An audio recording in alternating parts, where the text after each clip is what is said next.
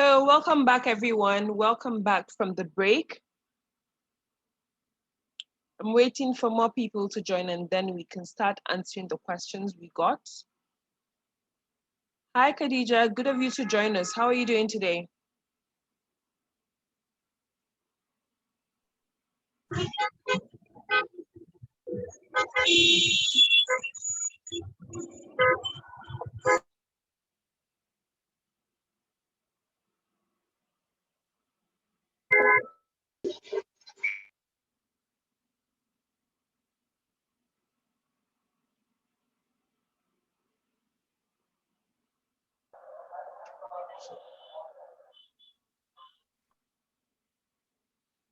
Okay, so I think Ms. Bola is joining now and then we can start.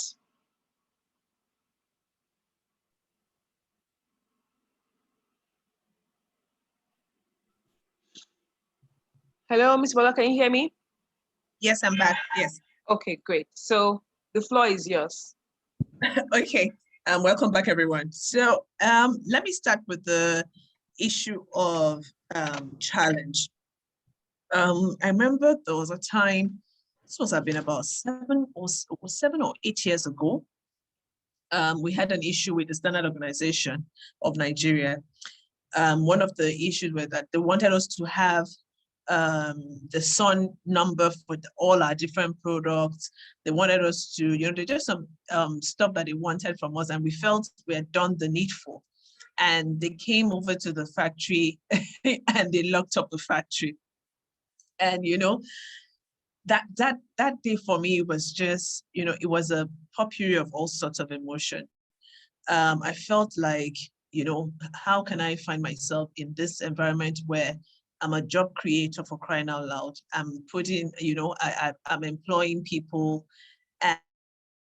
and just for something little or not so consequential, and being, the factory has been locked up. And, if they locked up the factory on a Friday, meaning we're not going to produce on Saturday, there was you can't even get the factory open on the weekend. So it's going to be till Monday. We did all we could. We went to the office. We were practically there in the guy's office till like 9 p.m. that night. And it was like, for us to have gotten their people to get to a point where we had to lock up the factory. So there's nothing he could do. And at the end of the day, we parted, with money. And but even with us parting with money as per, we had to pay for the numbers that they said we didn't have, the certificate they said we didn't have, we had to pay for it, and the factory was going to be open by 12 noon on Monday. And there was just nothing we could do. That weekend, you can imagine, it was like one of the longest weekends for me in life. I felt so horrible. I just felt like we're just in a country where we're not celebrated, we're not appreciated, and all of that. And at that point, I felt like, what if I was just in a 9 to 5? I won't be having this headache that your guys having. You're still going to pay salary, and for manufacturing, as a time, once you lose time, you lose money. And I was thinking about the losses for that weekend, the fact that we're not going to produce, what Monday was going to look like. Definitely Monday wasn't going to be a smooth operation as well, knowing that the factory won't be open till 12 p.m. And the factory wasn't open till 2 p.m. on Monday. And it just meant Monday was also lost. And we just rushed to have our night shift and all. So that was one challenge for me. And the only way we could maneuver was to just face the music, pay the fine, do the needful, and start to have a rapport with the people in SUN. I think it must have been about 10 years ago that happened. The second challenge, I will say, was last year.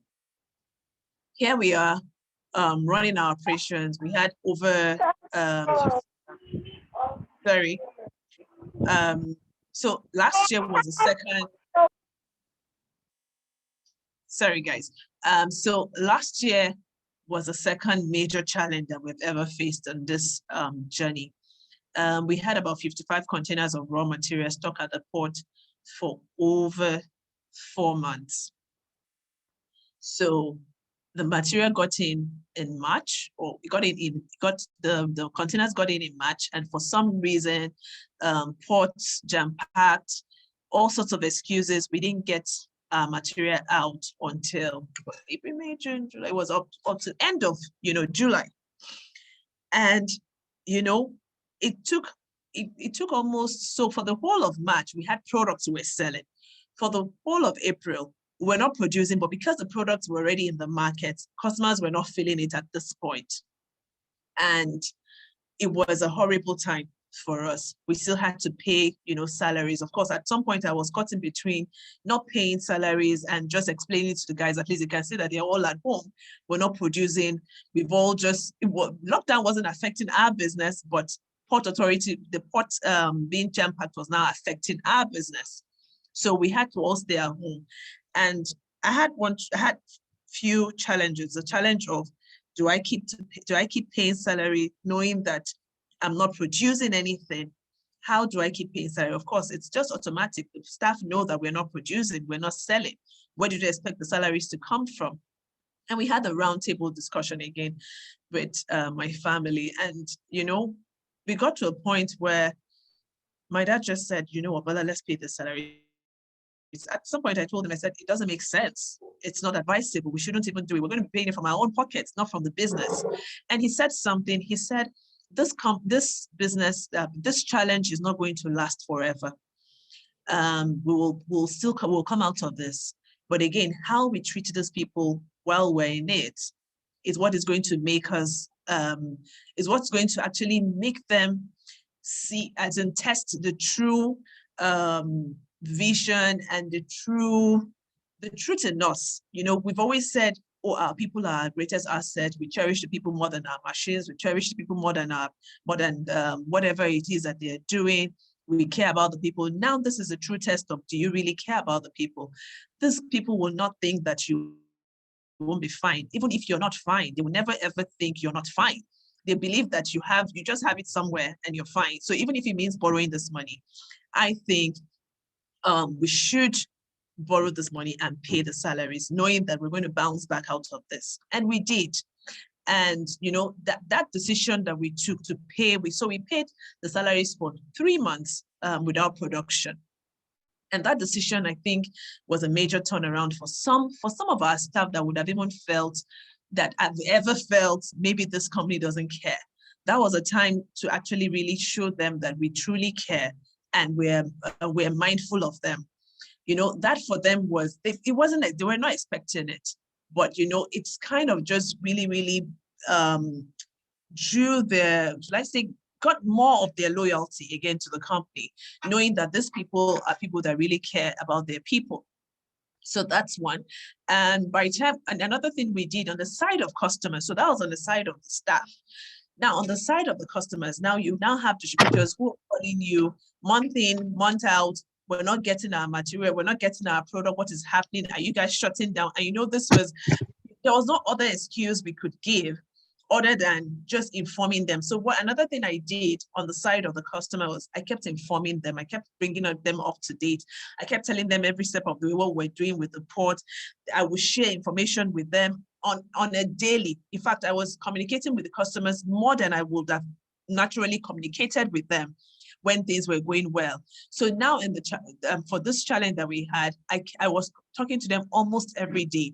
And it got to a point where the customers even started to feel for us. They started to empathize with us. They were now the ones. It got to a point where they were now the ones calling to ask, have the containers come out? Are you guys okay? How is it going? Because we kept informing, we kept communicating with them. It kept them with us. And it got to a point where even when I was communicating to them that everything that we have faced, it looks like we're going to have to increase our prices. And guess what? The customers were like, we don't care. If you're going to increase the price, increase the price. We just want our Banrut back. That for me it was a challenging time, but it was also a reassuring time for me as well, knowing that I've got some customers who have just got our back, and they really, really not only are interested in the products or interested in the profit they are making, but interested in also the success of the business. So that's two challenges that I can remember very well that have really, really been huge for me in this journey. of manufacturing. Now, when it comes to success, how do I measure success? Success for me will be, so for the space that I'm in, manufacturing, household goods, success for me will be presence. What's my brand representation? If my vision was to be in the whole federation, now I'm in the whole federation, will I say I've gotten to the place where I could rest? I won't say I've gotten to the place where I can rest, but I will say, oh, Banrut has tried to actually become a household name. So that's one strain of success. Well, that's one thread of success for me.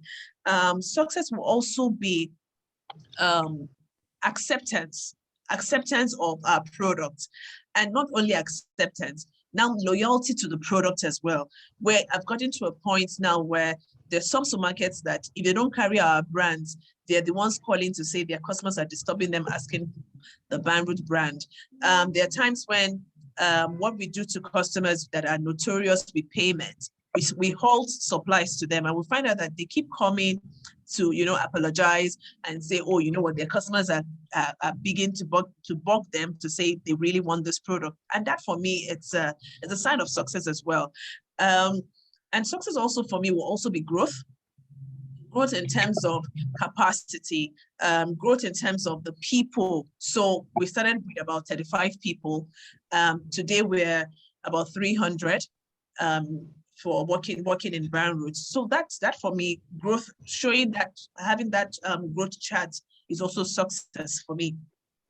Now for the people, the question about the people, how do you find the right people and how do you keep them? Honestly, with finding the right people, you just have to keep trying. You have to keep training. I rather go for teachable spirits other than even the knowledgeable ones. Because at times I find that the knowledgeable ones can also be problematic when they feel like, oh, I know it all. But the people with people that have the spirit, the teachable spirits, you're able to, they come with that, they come from the place of learning, and they come up from a place where they're a bit more stable with you. And I find that once you find the right hands for you, keeping them will be more of showing them their career path, showing them their the possibility of growth in your system.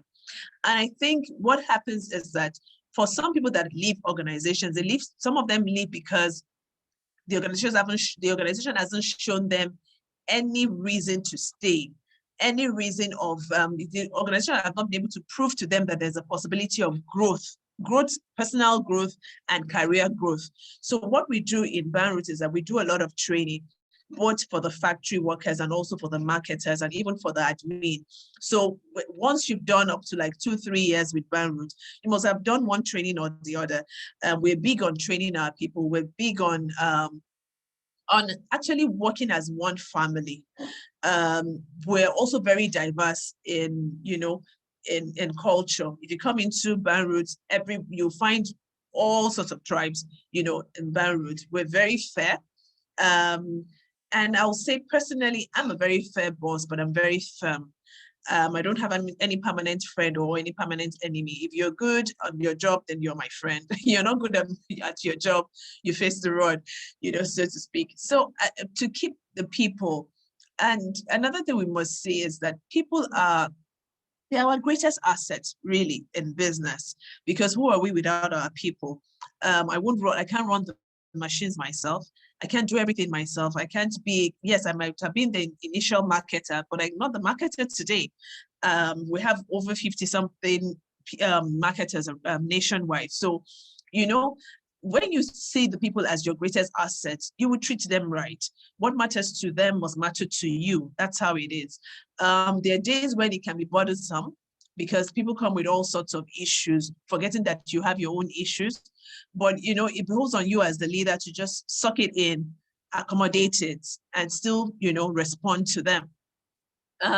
So that's what I would say. Keeping people can be very hard. People have betrayed us too along the line. We've had people who have come in, who we have trained, who have exposed, taking them outside the country, training them and letting them know, how the machine works, where we got our machines from, where we got our materials from, just showing them the road, because you have this vision that you want to grow with them and you want them to grow with you.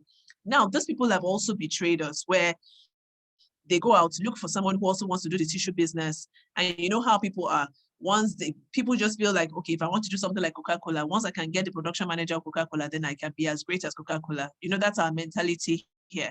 So there's some people that have come along the line who also wanted to venture into the tissue industry, who they just came in, poached some of our staff. And at the end of the day, it was really a time of a betrayal to me. These are people that never even had any green passport. They never even knew what was called. They never had international passports. You gave them you got international passport for them, took them out for training, and they came back not paying for any training or anything, and they just sell you for a piece of for another additional 20K somewhere. But what I say to that is the fact that there's one Judas doesn't mean you should forget the other 11 disciples. Don't forget that you have still 11 more disciples that didn't betray Jesus compared to Judas that betrayed Jesus, right? So don't allow, it can be difficult, but don't allow that bad egg make you change your system or make you change who you are to the other people that will be better than, or that are better than the guy. So, and again, even when people stab you at the back like this, they really don't last. Ask me today, all the people that have betrayed us, not because we did anything funny or fetish, they ended up coming back saying, oh, can they have a space again in the company? Or can they have a place again in the company to work with? And you're wondering, oh, where you went to and you sold us for a piece of bread, how far, what's happening there now? Why are you not there again? So it's the universe has its way of rewarding the bad eggs. That's the truth. That has been my experience. The universe has its way of rewarding the bad eggs. It's not as if it won't be painful. It's not as if they won't really, really cut you deep, but they can just let it go and face it. Another thing I say is, even when people betray you, when your workers betray you, when they left, so let's say, for instance, they left you, the last they know of you was what they knew before they left. So it's still your vision. You're still the one that carries the passion and the vision of the business. Let it be the last thing they will ever know, because you'll still grow past what they knew before they left. So that's that for me about challenges, success, and people. I hope I was able to answer the question. Thank you so much. Yeah, I think you did. It was very detailed. Musti, did she answer your questions? Yes, very well, very well. Okay, great. Thank you so much. So we're going to take the next question from Meg. She put it in the chat box. So she said, I always hear people say, if possible, avoid taking loans to grow your business in order to avoid trouble in the future. Based on your experience, could you please share your thoughts and experience in that regard?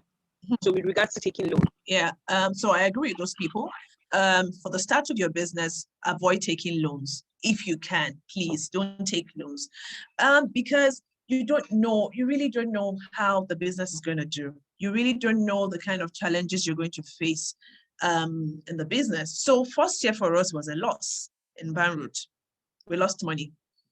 We didn't get our costing right. We didn't get our pricing right. We're not so acceptable in the market. So we did a lot of drop off. We made a lot of mistakes. So imagine we started with a loan. What will happen is you're running after the bank's money and at the same time running after surviving. And most of the time, what I find is those who start with loans from financial institution is either they end up not having the business anymore and they would have paid back the bank, or they're not even able to pay the bank, they're not able to have a business. So because of the initial stumbling blocks you face, you have to give yourself time to grow. You have to give yourself the time to learn the ropes, to fail and stand up. Because of that period, now the financial institutions don't care. They don't care for your starting and whatever you're going through at the initial point. They don't care about it. Who are you going to go and start telling the story of, oh, first year was a loss? They don't just want their money back. So if you can, what I would say is a lot of us just want to start. We have the mindset of the kind of size we want to start with. What I would say is start with the basic. Start where you are. Start with start however you can start and grow it. most of the time, we always want to start, we always want to start a certain way.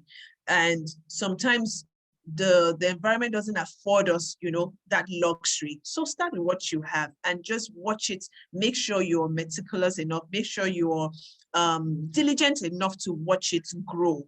That's what I will advise, so that you can avoid loans if possible at the beginning of your business. Have a track record before you go into borrowing money. So you remember the story I shared earlier on, where I said we were producing 5,000 bundles of serviette. Now, in getting a loan and getting a machine, we're now able to get a machine that was giving us 19,000 bundles. Now, with 19,000 bundles, I'm confident enough that I can sell 5,000, right? The headache I have right now is now, where do I get to sell the extra 14,000? So, but because I know I already have a market for 5,000, I know that market can double into 10,000. I know the issues I had with the market before. I know the loopholes, and I know what to do to make sure that I can cover up, and build more market. So I'm not new again in the market. So I can actually be bold enough to go borrow. But if you borrow not knowing the capacity, or not knowing the viability, or not even understanding the rudiments of the market, it might be a bit of a tricky one, for you to balance before you're able to, build up your business. Oh, great. Thank you so much for your answer. So I think Intisar has a question. Intisar, are you still on the call? I can see your hand is up. Yes, thank you for... Please go ahead and ask your question. Okay, my name is Intisar Bashir Kurfi. I wanted to ask about your product. Before, I noticed that I didn't know it was a Nigerian product to start with.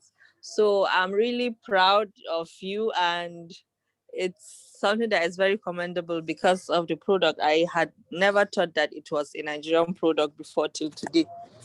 So before the Vicky box was very soft, but I noticed like 2 years ago, it was now like embossed or harder than the ones you produced before. Okay. So that was what discouraged me, because mostly we use it to clean the nose, and the serviette was better for cleaning the hands. So the serviette was stronger. So I didn't know what made that change.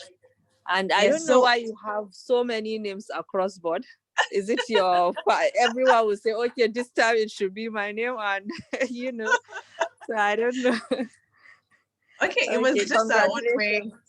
Thank you so much, Itisa. Thank you. Let me address the first issue you had with the Vicky box. So the Vicky box, what we did was we changed the machine. So the material did not change. The first machine we had was a Chinese machine, and the speed was very slow. And that's the one that afforded us the luxury of doing an embossment. So I know what you mean. You actually had like a design like a flower, but it's still plain. Everything is still white, but you have like a dot kind of design on the flower that made it a bit softer because of the embossing design. So the new machine we got, we're not embossing the tissue. There's no design on the tissue. So that's why you feel, oh, it's a bit harder than usual, but it's the same material. Nothing has changed. The only thing we changed was the machine. Now, for the names that we give to our product, it's deliberate because it's a family business. So we decided to ensure that everyone in the family has a product named after them. So for the low-graded paper, I use I named them after my daughters. And for some of our low-graded papers as well, I named some of them after my nieces and nephew. So it's a deliberate thing. We also thought of doing that so that the children in the family, the grandchildren in the family, see it as something that an option for them to be able to come to in future. Hopefully that we're able to push the business longer than what anyone would think, so that we're able to have like a legacy, around the Banrut brand, where the grandchildren can also take off many years after. So we just did that on purpose to make sure that, everyone in the family has a product named after them. Okay. So have you ever thought of using the, bamboo paper to make it just to have a sustainable product, or were you thinking of using, the maybe banana pulp paper or something to make it more sustainable, even though I know it's very expensive to produce, since you mentioned that this is not, a premium product only. So, and also, did you think of using maybe recycled paper to make your own, or is it, or maybe it's not something that you can use for your product? And the last question is, were you by any chance my father's student at the university in ABU Zaria? Oh, okay. I'm not sure. Maybe because I Okay. did business admin. I did business Yes. admin in ABU, and I finished in 2002. Okay. Yeah, he was there too. So most Okay, likely no I must problem. have been his student. So for the jumbo, we import our jumbo material. At the moment, we can't afford to have a mill, but that's going to be our that's like a future for Banrut, where we can actually now produce our own jumbo. Now, to have all them bamboo and the rest and produce it to have your own jumbo, you have to have like a forest, so to speak. It's a huge business, like a forest where you cut it down and you actually now make them into pulp. So it's really, really capital intensive. But for where we are right now, we still import our material, and where we are going, the future for us would be to have our own paper mill where we import the pulp, but we now mix it with some other paper and chemical to give us the grade that we want to have. And we have recycled brands, like I said earlier on. Thank you so Okay, much. thank Okay, you. I think Meg has a follow-up question. Meg, you can go ahead. Okay. Okay, thank you very much again. I must confess that I'm learning a lot already from you, Ma. I appreciate your responses. I want to ask another question, please. Now, being a small business, you're looking at growing, and I know that personally, I'm running my business, Mazuza Farms Limited. We are into coconut oil production, coconut flakes, and all that. Now, I approach a lot of people to maybe come in as as let's say wholesalers or distributors, so to speak. And a lot of times, you see, I don't know, I usually have to give a kind of percentage to encourage them to, buy products and then make some profit. And I'm worried because many times I have to give as high as 20% off for them to be able to buy and then sell, so that they can make profit. I don't know if I'm shooting myself in the leg by giving this discount as high as 20%. Why do I ask this? Why am I asking this? Because when I look at big companies like this, big companies, sometimes what they give is maybe 3% or 5% discount or 3% discount. So I usually say, okay, is it that my business has not grown enough to give that 3% discount? Or is it because my business is small, then I have to give as much as 20% discount to encourage these dealers or these distributors to, come on board? I don't know if I'm shooting myself in the leg. Am I doing the right thing? Am I taking the right steps, please? Okay. That's a fantastic question, Meg. And so for costing your product, what's your profit margin? What is informing that you're 20%? What is whatever, why are you giving 20%? Is it what the customer is asking for, or what you feel that is needed? Because your cost, you start this issue of incentives. So I get you when you say you want to push them, you want to make them attracted to your brand so that they can buy your product. And of course, like I said earlier on, customers are they're only loyal to their brand. They're only loyal to their pockets. It's whatever serves their pocket that they're loyal to. But again, for you, it has to make business sense. What's your profit margin? Because whatever you give out, you're giving part of your profit. And are you sure you're making that much profit for you to give 20% out? Yes, because what happens with the bigger brands is because they are already known, they're already big, and customers won't they won't even bat an eyelid if the bigger brand says they are not even giving them anything less than 2% or 1%. Reason being that these are products that when it comes to the market, before they say Jack Robinson, they're done selling.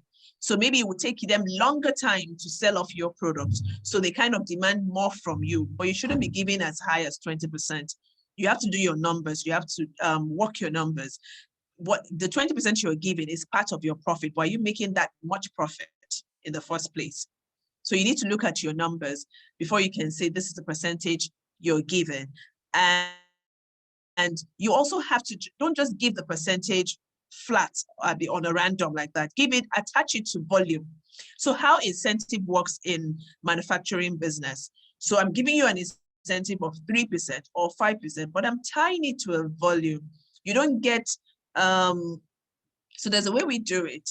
So there's a chart of incentives. So it is 0 to, let's say 0, if you're doing 0 to 3 million naira with me in a quarter, you're getting 1%. If you're doing 4 million to 6 million with me in a quarter, maybe you're getting 1.5%. So you have to kind of tie it. So this is for Meg. You need to tie it to a volume. You don't just make it flat rate. It has to be tied to a volume. If you're going to be given as high as 20%, what should that person also deliver to you? What should be the delivery of that person to your company before you can say this is the percentage you're going to earn? So make it like a target. You have to create like a target for the customers as well. For you to attain this level of incentive, or for you to attain this level of reward from me, you have to do this level of volume from me as well. And so I think that's what I would say. And again, when you're giving the incentive, you're not giving to them in cash, I hope. You're giving it to them in products so that it helps more of your products going out. You don't give back, you don't give them cash, you give them products. That'll be my answer for that. Thank you so much, Ms. Bola. So we're running out of time again. I think we have about 6 minutes to close up. We have some new people that just joined. So I don't know if they have questions just before we close. And if there's anyone that has a follow-up question for Ms. Bola. So just to add to what she has said, Meg, this might be something that would be helpful to you. I know she has a book out, The Health Manufacturers. It's called Profit. And also she has a course, right, Ms. Bola? You have a course called The Profitable Yes. Yes. So she has a course. So you might want to reach out to her after this call just to get more, tips and advice, because what she said is really, really important. I see a lot of small manufacturers giving out huge discounts or giving out discounts, yes, not realizing that they're actually shooting themselves in the foot. I mean, when you were saying, I hope I'm not shooting myself in the foot, I was actually holding my tongue.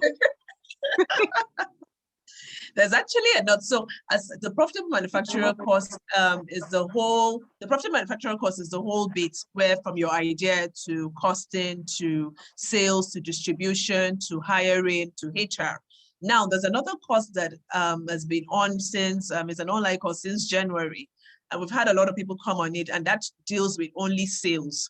And in that course, you learn how to sign up distributors, how to evaluate your distributors, how to build your sales team, and also how to even introduce these incentives, how to create a sales strategy. All of that is in the course on sales. So if sales is an issue, you can hit me up maybe later on my DM or something, and I'll give you the link to it.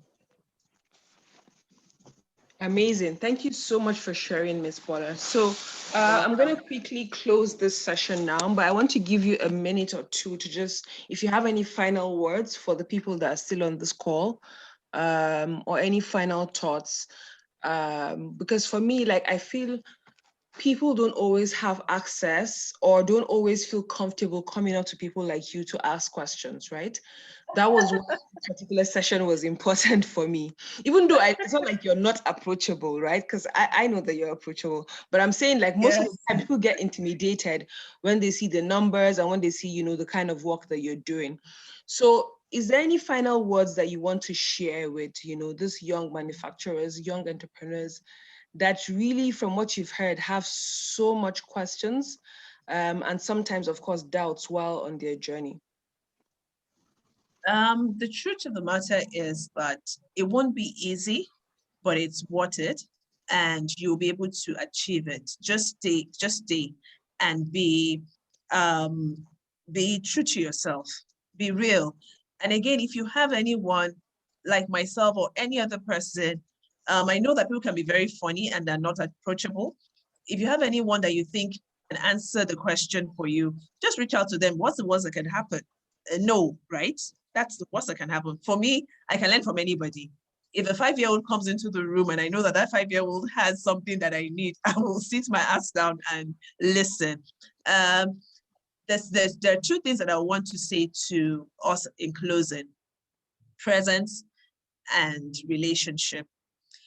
You need to be present in your business. What I find most of the time in this day and age is that a lot of people want to just have this entrepreneurship thing at the back of their, after their name, but they're not ready to do the time. They're not ready to do the work. You must be present in your business. The more present you are in your business, the more you know about the business, the more you're strategic about the business. There's some things that you will learn from mentors, you will learn from people, but there's so many things that you will learn along the way by yourself. But it's also about how you engrave and be present, do the time, do the work, stay in your business. I mean, there's some numbers that naturally, when we wake you up in the morning, you should be able to tell us. There's some things about your business, when they wake you up in the morning, you should be able to say. But how are you going to be able to do that if you're not consistently present in your business? So presence for me is key. If you don't have any business being any other place, please stay in your business. Learn as much as possible that you can learn in the business. And don't despise the days of little beginning. Secondly is relationship. Relationship on the top, on the sides, down. Relationship with your value chain, relationship with your customers, relationship networking with people that can even help you push your product forward, push your brand forward. Relationship is a big issue for me. It's a big deal for me. I invest in relationship. I invest in the time, because I feel like for those of us in Abuja, you'll find out that most of people in Lagos, they take that networking and relationship as a business in itself, because one person can just link you to the another person, and that's all you need to just push your product forward. One person can link you up with someone in BOI and becomes maybe he's an organ in BOI, and it makes it easy for you.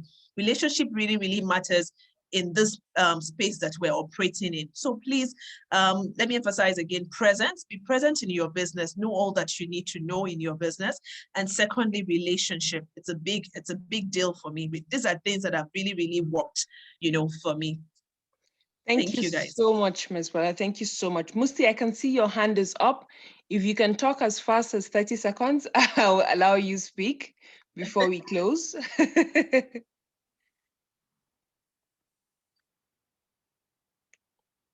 It's just about a book. And how can one get it? Okay, so you can reach me on my DM, and I'll just tell you how to pay, the link to pay in, and it's delivered to you. It'll be delivered to you. If you're in Lagos, if you're in Abuja, it will be delivered to you. You can also get from Roving Heights. Roving Heights has the book. Adam's Pages has the book as well. And you can get it from me directly. Okay, great. Thank you so much, Ms. Bella. So I'm going to share all those details that you spoke about in the emails going out from tomorrow.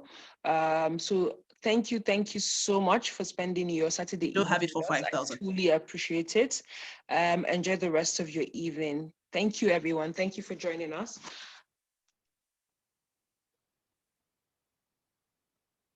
Good night, everyone. Did you get that? Yes, I did. You said 5,000 Naira, right?